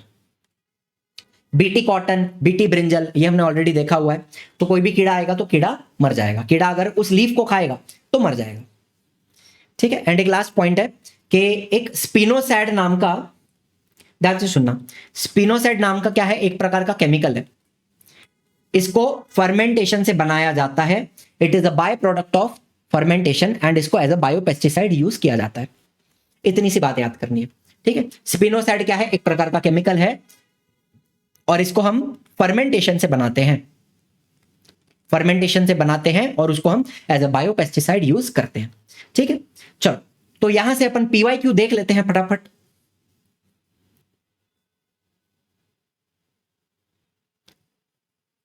चलो सॉल्व कर लेते हैं। जाइलिटॉल क्या है, आर्टिफिशियल स्वीटनर है, impart sweetness. Lactobacillus Brevis coffee बना रहा है। कैंडिडा हंसेनुला पिशिया सैक्रोमाइसिस, ये क्या कर रहे हैं, कोको में मदद कर रहे हैं। फिर सैक्रोमाइसिस सेरेविसिया वाइन और साइडर।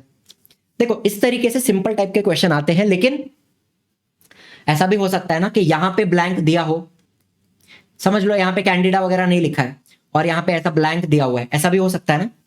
तो इसलिए हमें वो बैक्टीरिया भी लर्न करके जाने पड़ेंगे, बिकॉज एकदम इतना बता सकता हूं कि कौन से टॉपिक पे क्वेश्चन आएगा, लेकिन एग्जैक्टली कैसा क्वेश्चन आएगा ये हम नहीं बता सकते, तो आपको प्रिपेयर तो करके जाना पड़ेगा।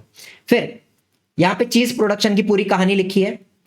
चीज is produced on a large scale from abundantly available, कौन सा दूध, गाय का दूध। फर्स्ट केमिकल एंड इधर क्या आएगा, microbiological test are performed, bacteria mix होएगा, ये सब होएगा। एंजाइम रेनेट बराबर है, obtained from alimentary canal of cattle was traditionally used, अभी क्या यूज करते हैं, प्रोटीएज, जो हमें फंगस से मिलता है। डन। अच्छा एसिटिक एसिड क्या है,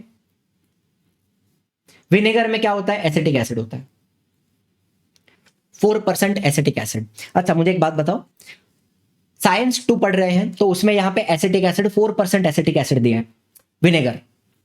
और जब हम कार्बन कंपाउंड पढ़ते हैं 9th चैप्टर साइंस 1 का कार्बन कंपाउंड, तो उसमें विनेगर के अंदर क्या दिया है, 5 to 7% है क्या, 5 to 8% है, right.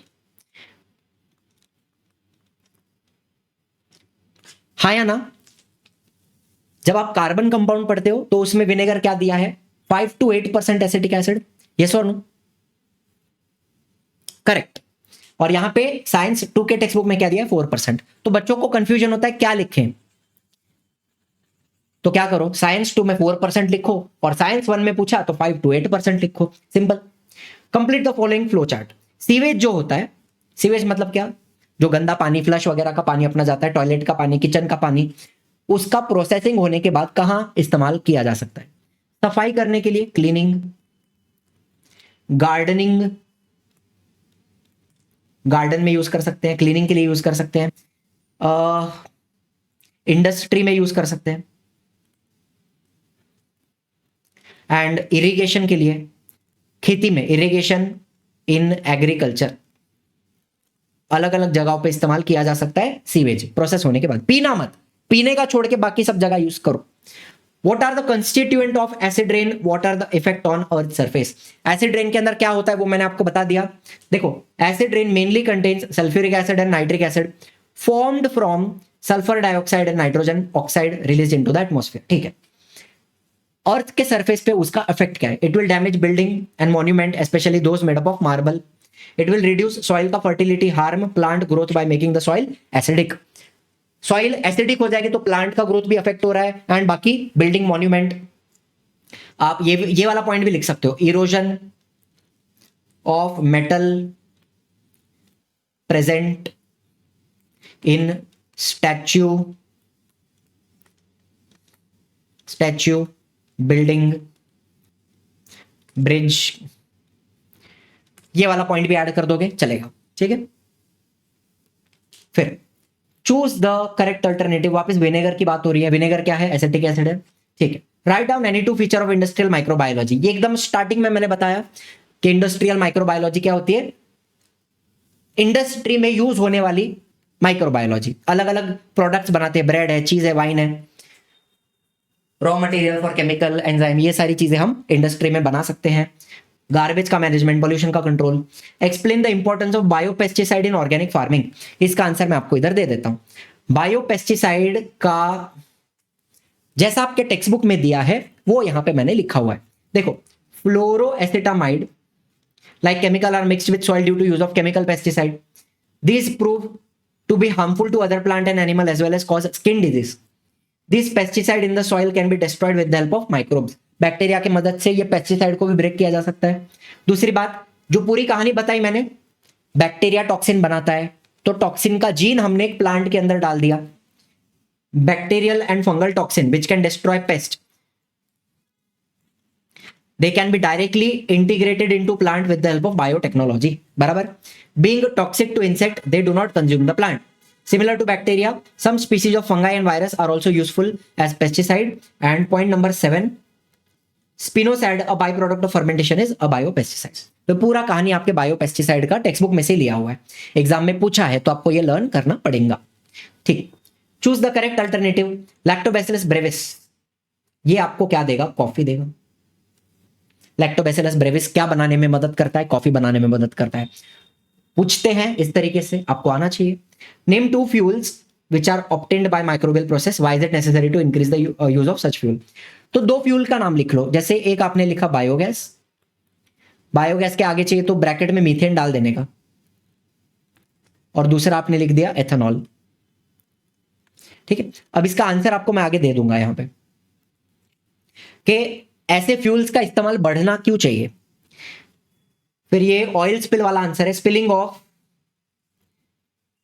Petroleum oil occur in ocean due to various reason, this oil may prove fatal and toxic. Fatal मतलब deadly aquatic organism, it is not easy to remove the oil layer by mechanical method,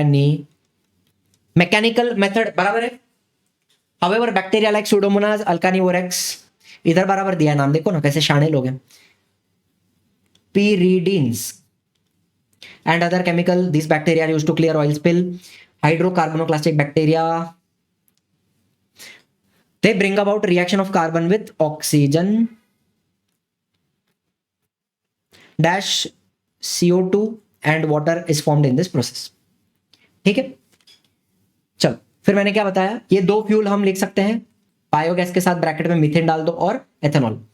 These fuels are eco-friendly, renewable, है ना, reducing the dependence on fossil fuel. They decrease air pollution and help in controlling global warming.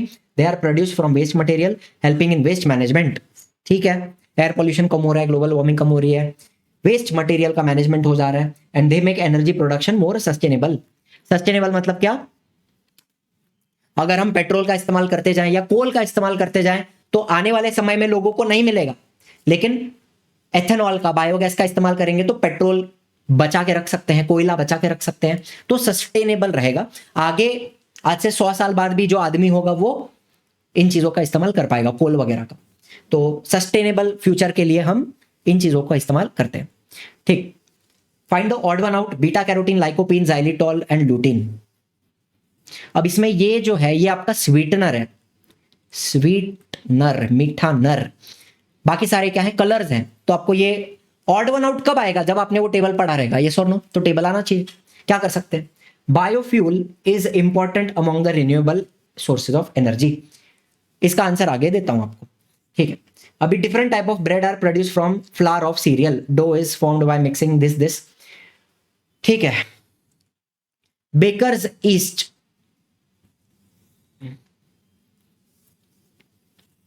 Dough is formed by mixing of baker's yeast. अच्छा, इधर नाम लिखना है क्या? सैकेरो,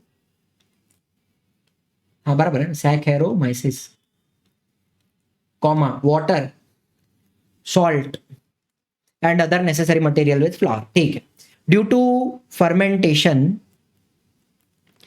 fermentation of carbohydrate by yeast, sugar is converted into CO2 लिखा है direct, carbon dioxide and ethanol. Dough rises up due to CO2 and the bread becomes spongy. Bread and other product produced with the help of yeast become nutritive. ठीक है, चलो, biofuel important क्यों है? तो ये पूरा आपको आना चाहिए, बायोफ्यूल का पूरा पॉइंट आप लिखोगे।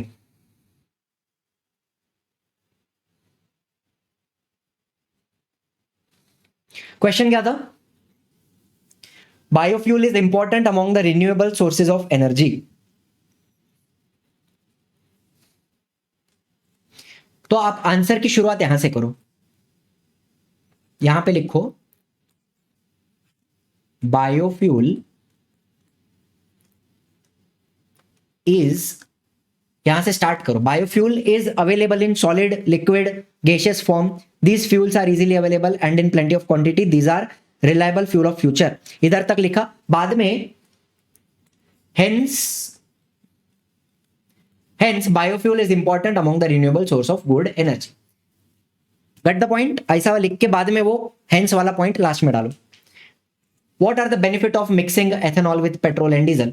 देखो, पेट्रोल एंड डीजल के साथ क्या फायदा है? एयर पॉल्यूशन कम हो जाएगा, फॉसिल फ्यूल बचेगा एंड इको फ्रेंडली रहेगा। एथेनॉल क्लीन है, स्मोकलेस है, तो पॉल्यूशन कम करता है एंड पेट्रोल और डीजल का इस्तेमाल कम हो जाएगा। Ethanol is obtained from plant, making it a renewable and cleaner energy source. Which fuel are obtained from biomass? याचा काय? एक minute. Which fuels are obtained from biomass? तो इसमें आप लिखोगे सॉलिड, उसका एग्जाम्पल कोल, डंग, क्रॉप रेसिड्यू, बराबर। लिक्विड, उसमें लिखोगे वेजिटेबल ऑयल और एथेनॉल। गैसियस, उसमें क्या लिखेंगे? गोबर गैस एंड कोल गैस। ठीक, तो ये सारे बायोमास मतलब क्या? What is biomass? लकड़ी या फिर जो भी बायोडिग्रेडेबल वेस्ट है, घर का कचरा वगैरह है, उसको बायोमास बोल सकते हैं, जिसमें से बायोगैस बनाई जा सकती है। फिर इवन डंग, डंग क्या है? टट्टी जो है वो भी एक लिविंग ऑर्गेनिज्म में से आई है, तो लिविंग ऑर्गेनिज्म में से जो कुछ भी आ रहा है वो बायोमास है। ठीक है, उसको बायोमास बोलेंगे, जो भी लिविंग ऑर्गेनिज्म में से आ रहा है वो बायोमास। ठीक, विनेगर क्या है? 4% एसिटिक एसिड है। Which precaution are necessary for proper decomposition of domestic waste? Domestic waste मतलब घर का कचरा, उसको आप प्रॉपरली कैसे डिकम्पोज करोगे? सूखा कचरा, ओला कचरा वेगळा वेगळा करा before disposal to make decomposition easier. ठीक है, प्लास्टिक, ग्लास, मेटल, ये सब कुछ मिक्स नहीं होना चाहिए आपके बायोडिग्रेडेबल वेस्ट के साथ। मतलब वेट वेस्ट को अलग रखो, ड्राई वेस्ट को अलग रखो। सिर्फ वेट वेस्ट जो है, बायोडिग्रेडेबल वेस्ट, उसका आप डिकम्पोजिशन करोगे, बाकी सब कुछ रिसाइकल होगा। जो ड्राई वेस्ट होता है, प्लास्टिक है, ग्लास है, मेटल है, रबर है, ये सब क्या होगा? रिसाइकल।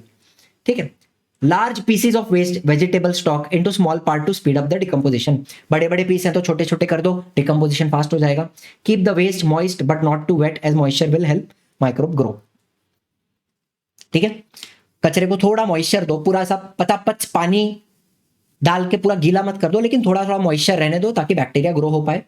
टर्न और स्टर द वेस्ट रेगुलरली, उसको मिक्स करते रहो to supply oxygen for aerobic decomposition. Aerobic decomposition भी होगा तो थोड़ा मिक्स करते रहो। अवॉइड एडिंग केमिकल्स और pesticide as they can kill useful microbes. कुछ भी केमिकल वगैरह मत डालो। Which substance is used to produce cheese? Cow milk. Which enzyme was used earlier? Earlier क्या यूज करते थे? रेनेट। एंड अभी क्या यूज करते हैं? प्रोटीएज। ठीक है, 3 मार्क के लिए देखो नमस्कार पूछा है। Which process is shown in the given picture? अब ये डायग्राम किस चीज का है? Biofuel production. बायोफ्यूल प्रोडक्शन, तो आपको सिर्फ डायग्राम का नाम याद रखना है, बाकी कुछ नहीं। Give 2 example for liquid fuel and solid fuel obtain by this process. तो लिक्विड में वेजिटेबल ऑयल, एथेनॉल। सॉलिड में क्या लिखोगे? कोल, डंग, क्रॉप रेसिड्यू लिख देने का। चलो, explain the term bio insecticide. Bio insecticide का पूरा आंसर अपन ने अभी थोड़ी देर पढ़ा था, थोड़ी देर पहले अपन ने देखा था पूरा answer. So what is bio insecticide? Are natural insect killing substance obtained from micro organism like bacteria, fungi, virus. They destroy harmful insect and pest without harming plant, human or environment. Spinosad, a byproduct of fermentation, is a commonly used bioinsecticide. Natural substance जो हम micro organism से लेते हैं, इनको हम कीड़े मारने के लिए इस्तेमाल कर सकते हैं विदाउट हार्मिंग प्लांट्स, ह्यूमंस। हमें कोई नुकसान उससे नहीं होता, सिर्फ कीड़े मरते हैं। ये आपका bio insecticide. Why is it necessary to ban the use of plastic bag? Plastic से बहुत प्रॉब्लम होता है, आपको मालूम है ना, नॉन डिग्रेडेबल है, soil and water pollution, animals भी खाते हैं प्लास्टिक और मरते भी हैं।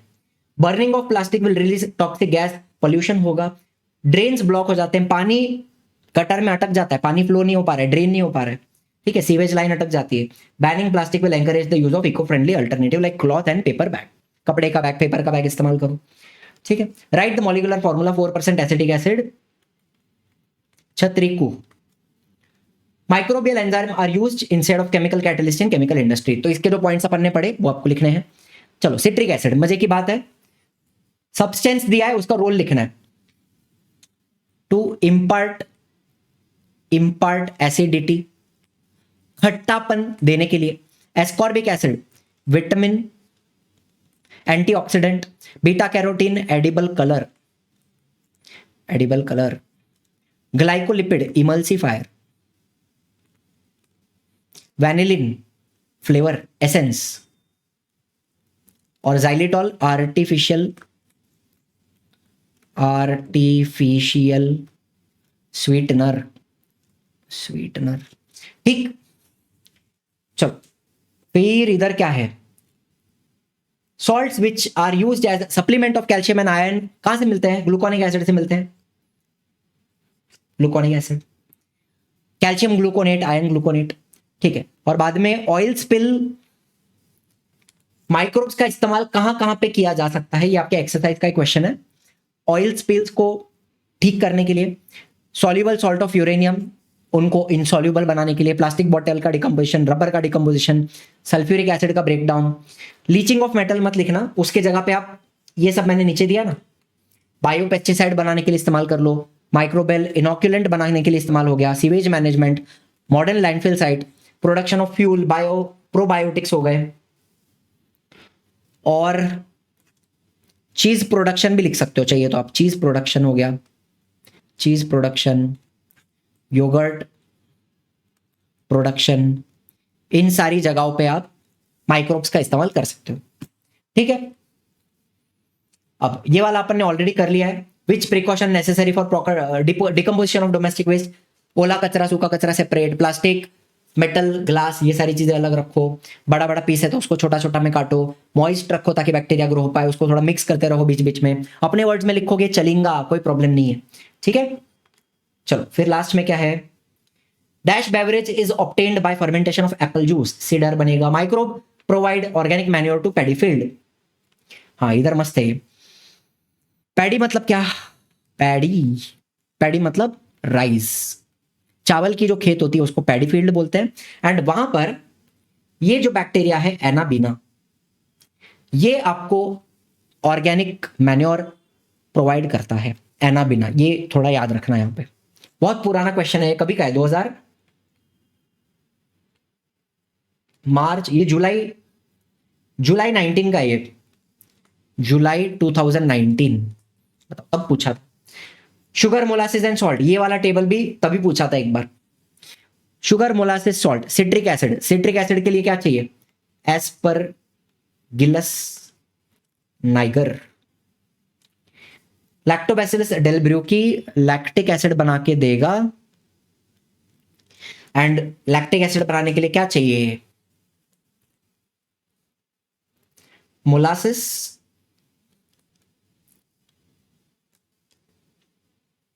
Molasses and corn steep liquor, ठीक है।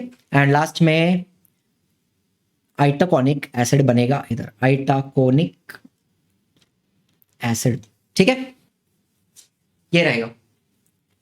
And lastly, there is an oil layer on water surface in your area, what will you do?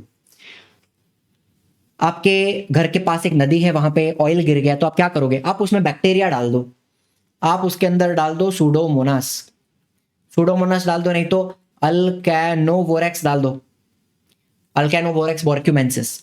खा जाएंगे ये लोग, पूरे ऑयल को डिकम्पोज कर देंगे। माइक्रोबियल एंजाइम वाला गिव रीजन वापस आ गया। आइडेंटिफाई द प्रोसेस, अब ये प्रोसेस है आपकी मॉडर्न लैंडफिल।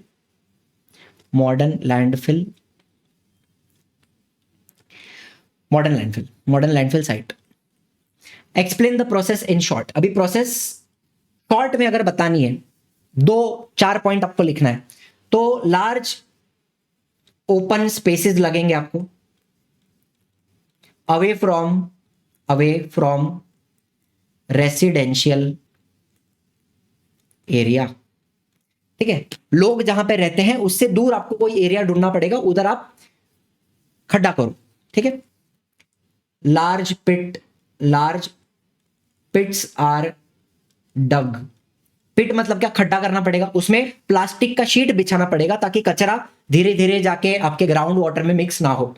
ठीक है, प्लास्टिक शीट बिछाओ, शीट्स आर यूज्ड। तीसरा, कॉम्प्रेस्ड